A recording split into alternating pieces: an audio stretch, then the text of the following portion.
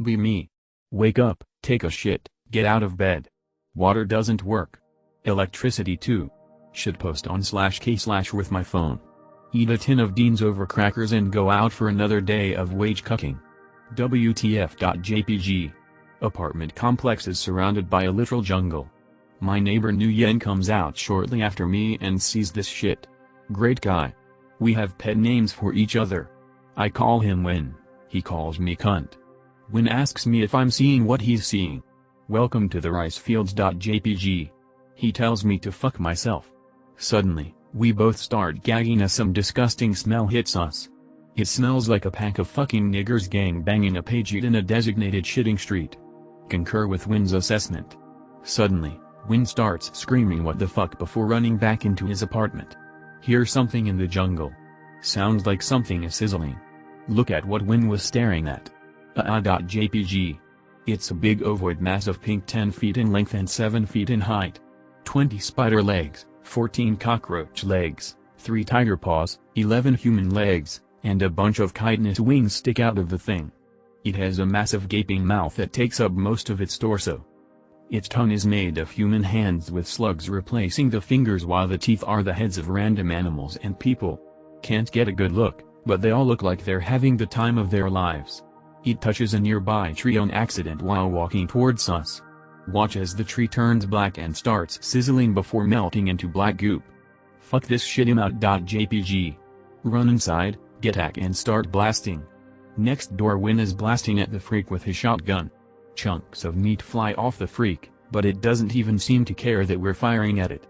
The teeth start laughing as it walks back into the jungle. The chunks of meat that we shot off regrow into normal trees after a few minutes. TFW eyes got eat into Stalker, Vietnam. TFW my only backup's an autistic gook with an Ithaca 37. TFW it's not even a female autistic gook. Fuck. Be me. LGS has an indoor range out back. Lots of black putter shooters but anything is welcome. They even rent out Serbu. 50 calories. It's 90 degrees out and the air conditioner is broken. Hot as hell but I already paid so I figure I will stick around for an hour and shoot my M1 carbine. Only a few people there. 2 boomers, one has a Hawken rifle or clone of one, the other has a Martini Henry. Some dad with his teenage son with some R and a Desert Eagle. And some other guy with a duffel bag shooting a .22.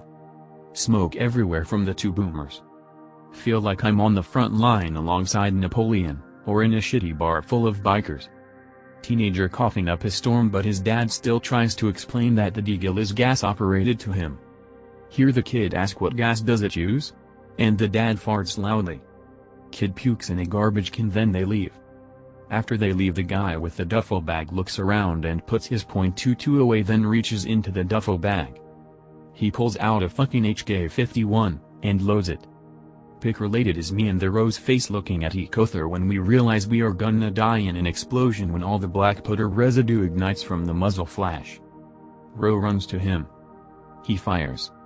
See a bright flash then flames. Ro is on fire, starts rolling on the ground.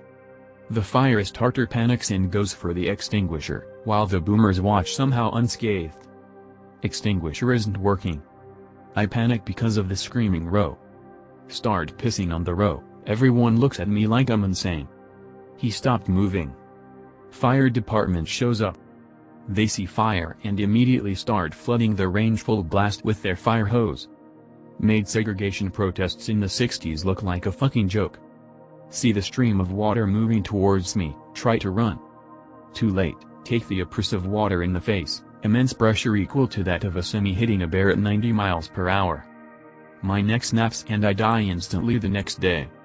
Me and the firefighters are range buddies now though so it turned out okay. Fucking rain guest top. Be me on vacation fishing trip in rural nowhere land a couple years back. Stop at the only gun store in a literal 50-mile radius for 223 so buddies can shoot my R back at the cabin. 90% of store space is taken up by hunting gear with a 10-foot sectioned off space in the corner with guns and ammo. Round man in late 40s behind the counter. First buddy buys some 38s for his revolver. The clerk, in a loud, half yelling, hearing damage maybe, Monotone voice. You boys are 21, right? Buddy replies yes. Clerk, ID please. Buddy presents his ID and completes purchase. I ask for a large box of 223. Clerk, you 21? Me, no, I'm only 20. Clerk, sighs loudly, you know, this is technically handgun ammunition, and I can't sell it to you if you aren't 21. Me, confused, but this is for my R, it's not a handgun round. Clerk, they make those ARs into pistols, so, technically, it is. Now if you were buying some 7mm or something, that'd be different. Me, I don't think that's how it works. Clerk, it's the law, but I can sell it to your friend there if you want. In my state, it's illegal to buy handgun ammunition until you're 21, but what is a handgun round isn't defined, not is it a crime to possess said ammunition under the age of 21. Be me. A firearm collector in California. Fuck me, I know. Have FFL03, collector's license, and California's Stupid Co. certificate of eligibility. See cool old shotgun on sale on CalGuns, our state's gun owner forum. Has some surface rust, but priced right for a fun old shooter. Contact seller, hash out the details, and agree on price. Seller has an FFL03 and Co. too, so he knows we can just trade the gun in person without having to do an PPT or anything. Great. I've had some FUDs refuse to deal with me because they think I'm a criminal or a fed. Seller wants to meet halfway at this small town. I say okay, as I'll check a gun store there I went to back in 2019. Let's call it Gary's. I didn't meet the owner Gary himself last time I went, but instead had a chill conversation with a cool old employee. Seller wants to visit Gary's after the sale as well, so he wants to meet up in their parking lot. Kind of weird, but I guess that's not a bad place to do the deal as it is in a quiet area. Plus, being a gun store owner, Gary should know we are on the up and up. Oh, how wrong I was. So we arrive and we are starting the paperwork in the parking lot when Gary comes running outside that the neighboring offices are going to call down the cops on him and close his store if we do this outside. What we are doing is legal, and as we are still in COVID times all the offices are empty, but hey, I get that he doesn't want to risk any drama from Califax. Fair enough. The seller suggests we do it inside his store.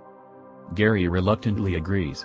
But the entire time he is going on a rant that the ATF and DOJ are going to bust down our doors for doing this.